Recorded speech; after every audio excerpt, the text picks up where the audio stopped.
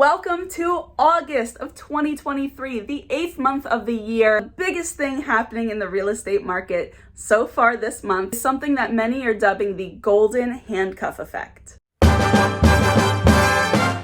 really what that is people are really starting to understand the reality of this high interest rate environment that we're living in right now. Because for the past year, the Federal Reserve has been increasing the federal funds rate. And while that isn't the dictator of mortgage interest rates, it has a very good relationship. They increase those federal funds rates.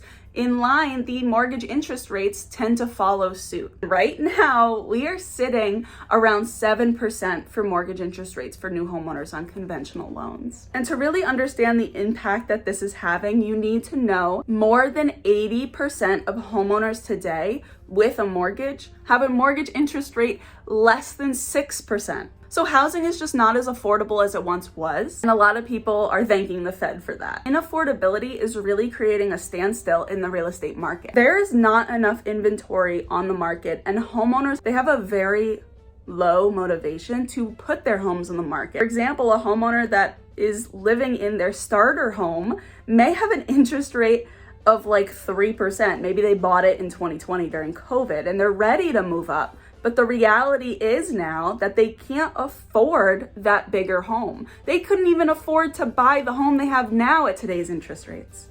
So if they move up, where are they gonna go? This is the number one theme I'm seeing with today's sellers. So if they're not motivated to move up to a bigger home, they're not gonna put their home on the market. They're just gonna stay put until interest rates start to decline. So that when the time comes that they can afford that bigger home, then they'll jump ship and sell their current house. Couple that with the huge demand that is here in the Bay Area.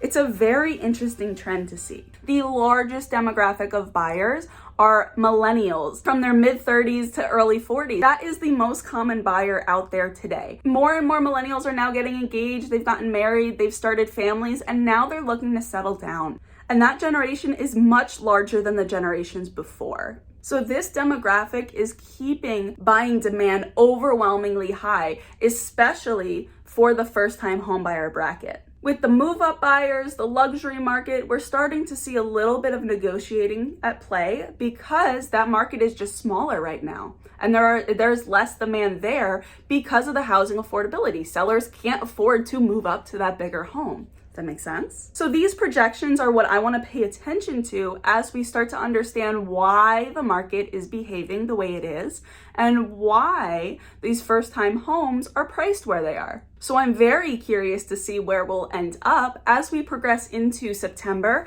and the fall selling season of real estate. I'm Bailey Catrono with Soul Property Advisors at Room Real Estate. I hope you found my monthly update useful. Let's watch the data and see where we end up. And please, if you found this video useful or you have something to add to it, share below down in the comments. Thank you so much for watching. I will see you next month.